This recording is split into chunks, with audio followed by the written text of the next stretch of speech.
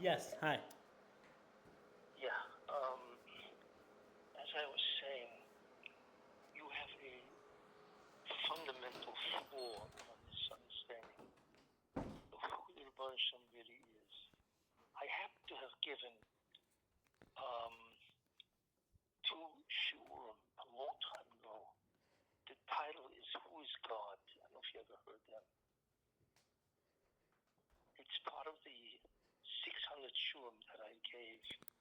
I would look them up, listen to them, because they're pretty comprehensive, except for the one idea I put in the last year. Uh-huh. But you are making a fundamental mistake. You have no idea who the Rebbe Shem is. The idea is he, I hate to say it, I don't really know what he said, but as you represent him, he is making a tremendous mistake. Manis Friedman, I don't know him, I never met him. I'm sure he's a nice person. The problem is that he is a leader type and he's a speaker and so on. So he will influence many people. That is incorrect. Actually, it's apicausis, but whatever. I'm not in any way blaming him. It's very easy to make a mistake on who the Rebbe is. But just a couple of statements to orient you in terms of what is the real moon of the Rebbe. Mm-hmm. The Rebbe is a being that is different than any being that exists at all. He is existence itself. That's number one. We have existence. He does not have it. He is it. Right. Therefore, he is a Kol Yochel. The reason why he's omnipotent is because he is existence itself, and therefore a being that is existence itself, which we do not understand what that is, can do anything he or it wants. That's number one. That is why he knows everything. That is why he is everywhere, because he has to be everywhere to give it existence. That is why he knows everything, and so on. Okay. Not only that, the problem is that everything was created. Everything, anything outside of God is a nivra, is a created entity. That means he is outside the creation itself. Okay. We have no idea who he is because he created everything besides himself. Uh-huh. So therefore we have no idea. He created the concept called, for instance, Racham, merciful. There is no such thing as mercy. God created the concept called mercy. And as a result of that, there exists the concept of mercy. Okay. You see. And the same thing, there is no needs at all. The concept of a need, which is a want of some sort, is a created entity. He does not possess that because he has no created entities within him. Everything is created outside of him, which means besides himself and so on. Therefore, God has no needs at all. He's not limited in any which way. He's not dependent, and he can do whatever he wants. We have no concept of such a being. We've never seen anything like it. No angel has ever seen anything like it. No being. The only one who knows who God is God himself. That's how different he is. So therefore, to assume that God has needs is a mistake. To assume that God needs us to fulfill any of his needs is a mistake because he has no needs. He has no wants. All God has that we can understand is his will, his ratzon. That's all we know. He has a will. There are things that he wants. Why he wants something, we don't really know because they fit into the divine plan. That's what determines his will. And he created his will. His will, that's why we say, Yehi Ratzon Lefanecha, may it the will before you, because you do not have a will. It doesn't exist in you. You do something that looks like you have a will. It's a will before you. The will exists before you as an outside idea. You have no will. You have no human attributes at all. You see. So therefore, God is a being that is completely incomprehensible, outside of all human experiences, outside of all human concepts and so on. As far as he's concerned, nothing exists really. That's what Ein Od Milvado means. Besides God, there is nothing else. It doesn't say there's nobody besides God. There's nothing else but God himself. That is because everything is a nivra, including humans, including all beings, including needs, even the attributes of God. For instance, Rachman, Chanon, Rachum, Erech Apayim, Rav Chesed Emes. His whole personality, so to speak, is nothing more than a created personality that he appears to us to give us some understanding of how he wants to come across. Is he really Rachum? Of course not. Is he really Chanon? Of course not. These are created ideas that he puts on like a costume. He decided that that's the way he wants to behave, you see. But he is not that. That's not his personality. He has no personality that we can possibly comprehend. So, therefore, he is making a fundamental mistake. God doesn't need anything. Besides, I asked you the contradiction. He's a Kol Yochel. Why would he need anything? He can immediately satisfy whatever he needs. What is he talking about? He doesn't need humans at all. In fact, he is the only thing that really exists. Nothing exists at all, really. It's all Ein Od Milvado. In fact, the relationship that God has with us is we cannot comprehend his nature. I often give the example. Imagine somebody is lying on a couch and he's dreaming. And in the dream, there's one person talking to another in the dream. And one person says to the other in the dream, he says, you know, we don't really exist. So the guy says, and this is in the dream itself, the guy says, what are you talking about? We don't exist. There's you and me sitting at a table, drinking coffee. So the guy said, no, you don't understand. Relative to ourselves, we exist. But to that guy sleeping on the couch, we don't exist. We are a figment of his imagination. It looks like we exist, but in the real world of being, we do not exist at all. How God projects us into his will is unknown. In any case, the main idea is Ein Od Milvado. Besides God, there is absolutely nothing else. Even after existence, even after the Bria, we do not exist the way he does. And this is what the Hashem told them. You know, you do not exist the way I do. Your thoughts are not like my thoughts. The Hashem has no needs. He has no reason that we understand, okay, at all. We do not, he does not in any way need us to satisfy any need because he has no need, you see. So I don't know where he gets his ideas from, but basically his ideas is a fundamental mistake, flaw in Judaism. I hope he finds his way, what's his name, Manis Friedman, because I'm very surprised that he should have such a thought about the Rebbeinu himself.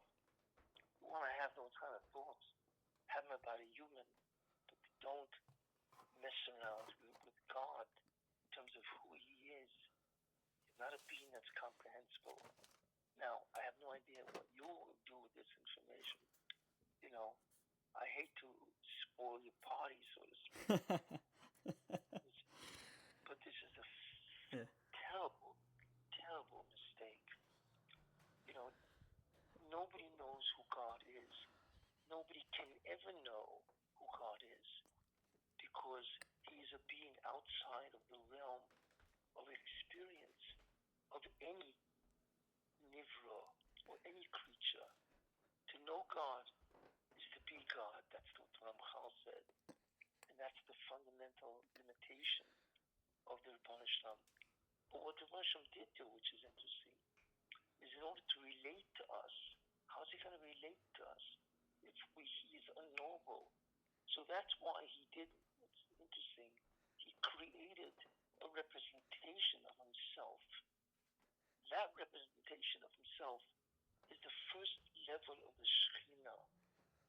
And that's what he created, the Ein Sof. The Ein Sof is a representation of the Rebbeinu Shalom that can appear or at least be comprehended in some fashion by the divine presence itself, But Atzmusai, who he really is in and of himself, is completely beyond any kind of comprehension, you see. So, just for your own sake, the Rosham is far greater than you can imagine.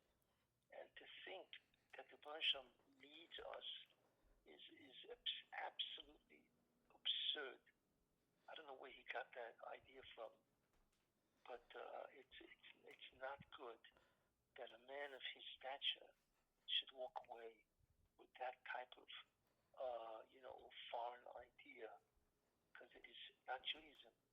God has no needs; they don't exist in his realm, wherever that is, and so on. So the whole fundamental flaw. Was Torah created? Torah is a nivra, right? Torah is a created entity. In fact, the Medrash Rabbah says that Torah was created, I think, if I remember correctly, 672 generations. It's the Medrash Rabbah before the world. Torah is a created entity. In fact, what Torah really is a complete description of the Bria. It's really what it is. So first, the Rebbeinu created a complete description in terms of issues and so on, description of the Bria. And then that Torah can be manifested in many different forms. They're basically called spheros. And Torah can be learned on many different levels because they can be manifested in many different ways. That's why the Malachim, when they saw Moshe Rabbeinu, they said, we want the Torah. So obviously the question is, how could you possibly have the Torah? All the mitzvahs are physical. And the answer is because Torah exists on many levels, depending, it's like water, steam, and gas. You see, there are three different forms of matter. Actually, there are four. But there are three different forms of matter. Same thing. There are different forms of an ore. And that ore is the Ein Sof. There are different forms. We do not understand what that is because only in Elam Haba will they be revealed. And that is why the Malachim, they want the Torah in their form, it means on their level of ore. That's how. But Torah is a nivra. Torah is not an existential entity that exists or coexists with God. Nothing coexists with God. And that's really what there is. Can I read one quick thing from this? Anyway. Can I read one quick thing? It'll maybe take me a total of 2 minutes maximum. Yeah. From the Ramchal, Mesilas Yesharim. I think this is amazing. I'll tell you the MS, and again, I want to first primarily thank you for even talking to me now. Nothing to do whether we're obviously you're speaking to me because you understand that I'm listening to you, and of course I am, and I appreciate that for taking the call and not hanging up on me and just saying you don't want to talk to me. Not like you should do that, but people do that, especially. The big outcry by me is I think it's the most important thing to know if Hashem is telling us to serve Him. What does that mean? Is it negeh ba'atzmus? So thank you for actually taking this little bit of time. and talking to me, and it's a very icker thing to me because, first of all, just to say one quick thing, imagine I'm right or imagine we're right in what we're saying, just even theoretically. Let's just say we may be wrong and I may be in kfira. It's true, but if I'm right, and taka that is actually Hashem be'atzmusa in the Torah that's saying atem tihiyuli, and yes, of course, he might have to make ways that he manifests with us, but at the end of the day, like the Tanya says, that he's behind all these clothes. He says, the Balatani says, there's no difference when you hug the king whether he's wearing levushim, or ein levush or levushim rabim. It's true he has levushim, but there's someone behind this. I mean, there's someone behind this whole thing. We do not know the nature of the being Right. behind all of this. Right. So we don't know. Right. Correct. But whatever he is, he's not a being that has any needs whatsoever of anything outside of himself. That's for sure. Right. So to assume, So maybe let's say that God needs a human is absurd. So maybe to just clarify one thing before I just read these few lines, which I think is amazing, from the Ramchal, from the Mesilas Yesharim, actually, not even from Derech Hashem. We're not saying that there's what motivated. I'm gonna put it this way. I'll put it. I think this is what motivated Hashem. This is my punchline. I think this might answer that. What motivated Hashem to create this world did not come from anything outside of him. There is no such thing as outside of him. There can never be anything outside of him. It was internal. It was him himself. The motivation, whatever rutzin it was, and of course we maybe right now cannot understand it, if at all, but whatever rutzin or will or need or taiva or chayfetz or desire or tachlus came only from him. That's my point. True. But we do not understand what from him means because there is no from him. This is the problem, the language. Uh-huh. There is no such thing as from him. He doesn't operate that way. He doesn't have a him. He is a single entity that's called Pashtus. Pashat. We don't understand what that means. He has no combination of any faculties. Even his existence and his essence are identical, which is what the Rambam says. We don't understand. It's like you're watching a being that you've never seen before. God is a being that we've never encountered in any way. There's nothing in the universe that resembles this type of being. God does not have a will. He has a will that he calls us. He says he has a will, but he doesn't have a will the way we do, which is some type of a faculty. But let's not assume it to nothingness, and this is the line of demarcation. And I didn't say it was nothing. I didn't say it right, but this is a problem. We have no concept. We have no concept. So, but when we say, for example, when we quoted before, and Torah does this all the time, Loi machshavosai machshavosechem. I have the real machshava. You're a human being. You're like one piece of sand, klape all the stars. Let's just say for a mushal. I have the real thing. But I think a mistake that we do. A mistake that we do. Yeah, go ahead. Sorry. No, it's not that. God has a will. Mm-hmm. We don't have a will because we don't really exist. Agreed. We have a fundamental flaw. We don't really exist at all. That's what Einoi Mavada. We are, in many ways, we think we exist. Correct. We don't understand how. We can't have a will. We cannot have a will. We don't exist. We don't exist. Exactly, but he does exist, so he's able to have the real will, because only he's existing. But he doesn't have it the same way we would have it. I'm asking, and this is where I think it's a confusion of language, because that's really all what we're trying to say over here. That when the Eibishter says in Torah that he has something that he wants, it's coming from the highest him, because we keep on saying we don't understand this being. He understands himself. He understands himself. Well, you have, look, from our level, mm-hmm. he does not exist the way we do. But we have to talk about it in Right. some way. Right. So therefore, we have to use what is called human expression.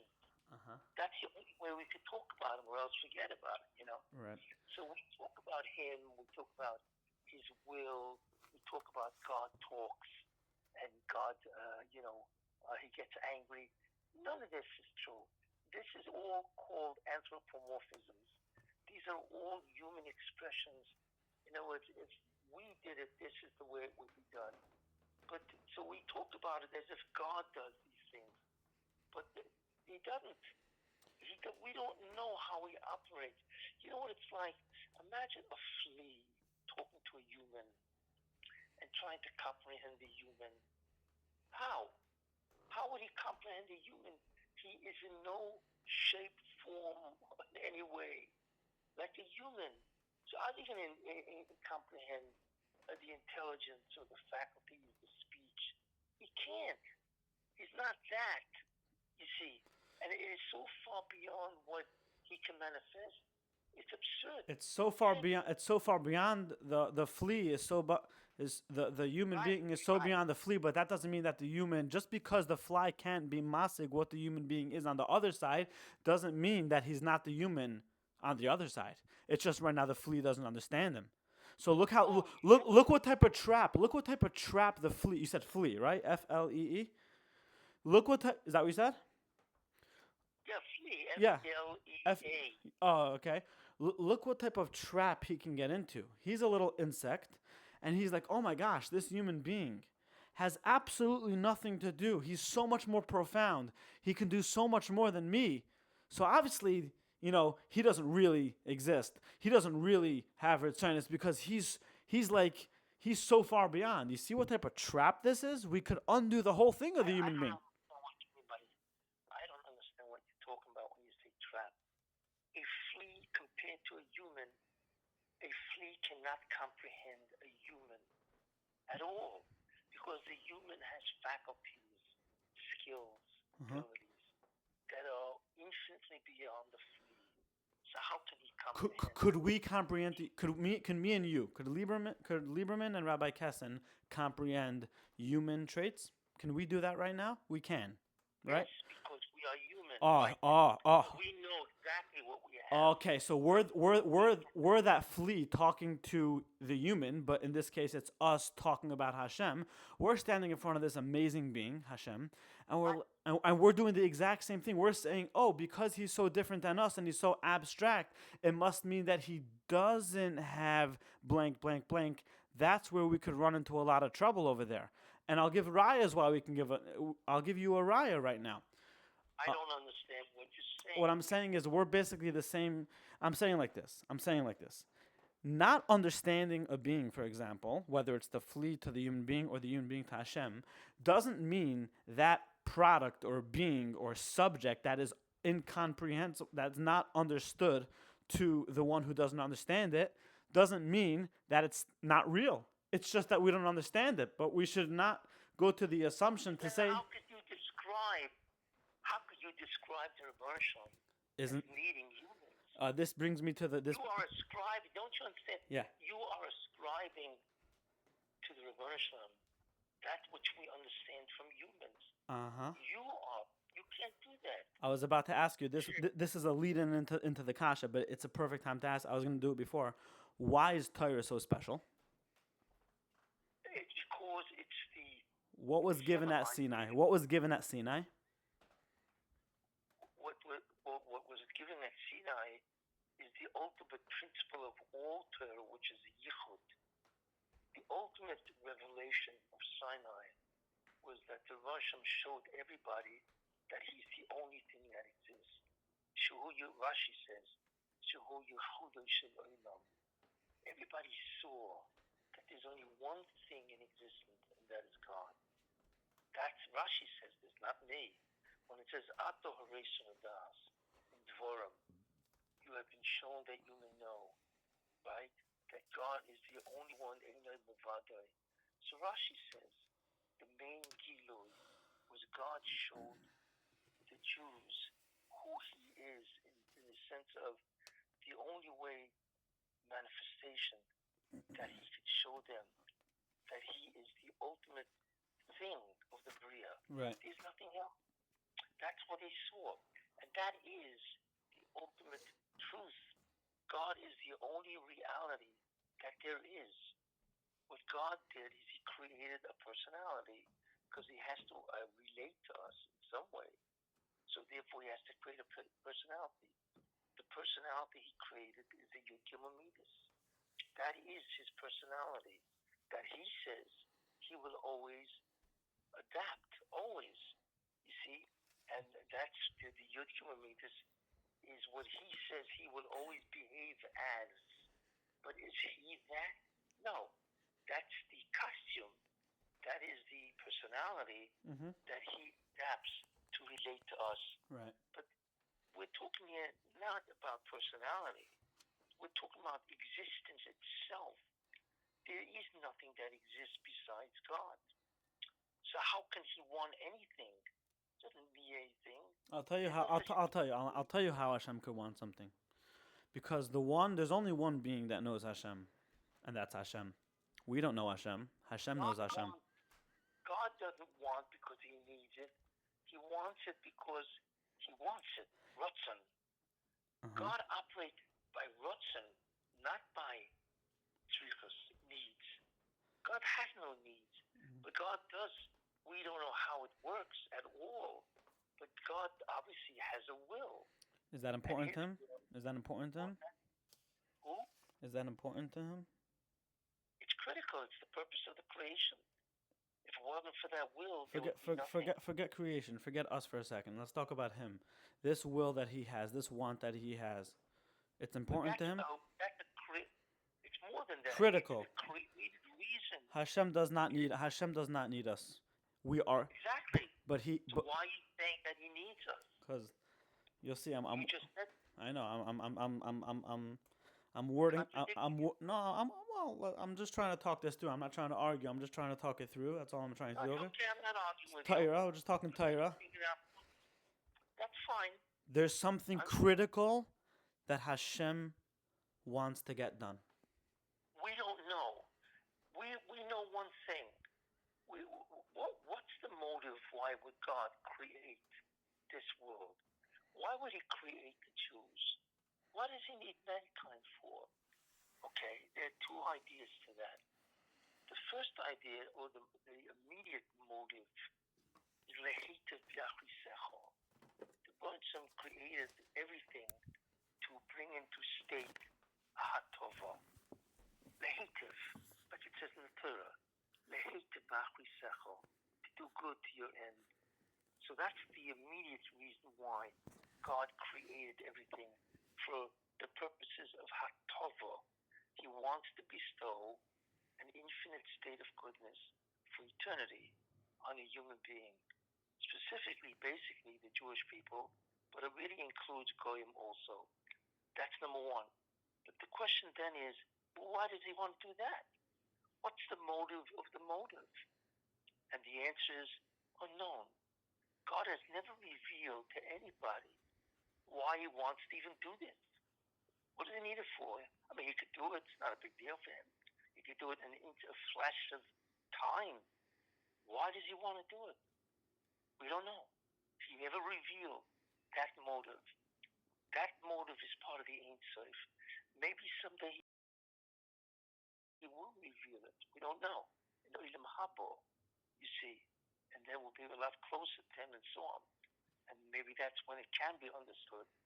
But we don't know the second motive. We do know the immediate motive, as it says in the Navi, and the Torah, lehitiv yachisecho, to do good to your end. Hatava, that's the only reason why he would have created anything. So it's not that he has a need. We have a need for his hatova, because his hatova is the equivalent of existence. His hatova means existence. That is the greatest gift of all, is to be. So he wants to do that, fine. Why? To whom? Unknown. Most of the universe is concealed. We don't know why anything. Why does a tiger look the way it does? We don't know. Why there's 300,000 species of beetles? We don't know. Most of the Bria doesn't have an answer that we know of. Yet they all fit into the divine plan. Because the divine plan is really all about one thing: how to do the tikkun. And the tikkun means how do we bring the Rebbeinu Shalom back into the Bria. That's what the tikkun is all about. But we don't know why you have to have all these trillions and trillions of details. We have no idea. We just know what the Rebbeinu Shalom is Megala. This is what he told us. That's it. You see. But you can never say that he needs us. It's absurd. You know, like I say, the fundamental flaw in the whole argument is, what do you mean he needs us? He's omnipotent. Why would an omnipotent being need anything? Did you ever hear this idea before? So, you know, it's interesting. Many years ago, somebody mentioned that Manis Friedman said something because a long time ago, I once heard this read about him, that he holds that God needs us. So I said, at that time, this is years ago, I said, first of all, that's apikosis. I mean, it's really amaratzis. I'm not going to call it apikosis. It's amaratzis. It's ridiculous. So, but I didn't believe that he said it, because I said, you know, I can't believe he made such a fundamental, elementary mistake to actually impute motives or needs to God. It's absurd. But I don't know. That's what they said. And that was the end of it. You are now bringing it up for the second time to me. And like I said, I don't know if he really said it. It would be very interesting if I spoke with him. I would love to speak with him, try to set him straight, because it doesn't pass that somebody of his caliber should even think this. It's a fundamental. If I set that up and make sure, and you know, everything paid for on my end and all that stuff, all you do is speak to him, nothing else. Is that something that the Rev would be willing to do? Yes. Okay, I'm not. Why not? That's good to hear. I'd love to know. That's good to hear. He doesn't have to do it. But I would debate him totally. Let me jump and give me those 2 minutes for Parak Yud Ches in the Mesilas Yesharim. Ready? In what? What was that? Can I jump to just do this? I wanted to read this one part of the Mesilas Yesharim and hear what you say. Yeah. All I'll say is this. All I'll say is this: is that I was in the middle of saying before that, you know, because I like to, you know, I feel like I have a very, you know, a stark handle on this, and I have a very different way of looking at it, which makes Hashem much more relatable, because that's what Hashem wants to do. It's not that He wants. You want him relatable. You want the objective is not to make him relatable. That we can. What we want to do is to understand who and what he is. That's the key. The data is Hashem, to know God. Isn't that what the Torah? Isn't that exactly what the Torah is trying to do? To tell us what Atzmus is thinking, quote unquote. Right. That's what the Torah wants to do. So you asked me before. Yeah. Go ahead. Sorry. Make us aware of reality called God. Exactly, but not only that there is a God, but what this God has to say. What I don't want to sound too human. What he's about. What his will is about. Right. Not just that he exists. The Torah could have been one page in that case, and we have thousands and thousands of pages and medrash and gemaras. All this is doing what? It's telling us who this being is behind all this. The whole point is that again, I don't want to belabor. I agree. Right. Okay, now I want to, because the Rav said that maybe you'll perhaps talk to Ramanas, and I have a little bit, I know how to get through him. I look, if he wants to, I mean, but I imagine he would want to know who I am. Right. I think, I'm sure he might know who the Rav is. He probably knows. I'm quite well famous. Right. But I would, just between me and him, if he wants me to talk to him, and on a professional level, that's fine. Would you record that? Well, it's up to him. Okay, so I don't really care. I'm gonna reach out. I know his nephew. That's how his nephew is someone who's he takes care of his schedules and things like that. And him I know also very well. So can I have the is this the best number to call in case let's just say he Yeah, says yes? right. Yeah, it's This my is home number. this is a good number to call back on. Okay, good. Yeah, I think he lives in Minnesota, right? He used to live in Minnesota. He moved back to Crown Heights like maybe 6 7 years ago. Oh, I didn't know that. That's interesting. Yeah, yeah, Oh, okay. yeah, Very nice. yeah. I mean, look, he's a well-known person. Uh huh. You know, he's got a big audience. Right. You know, it would be nice if he understood, you know, what he's saying is wrong, and whatever he likes to do. That's all. Mhm. Awesome. Fine. I want to thank the Rav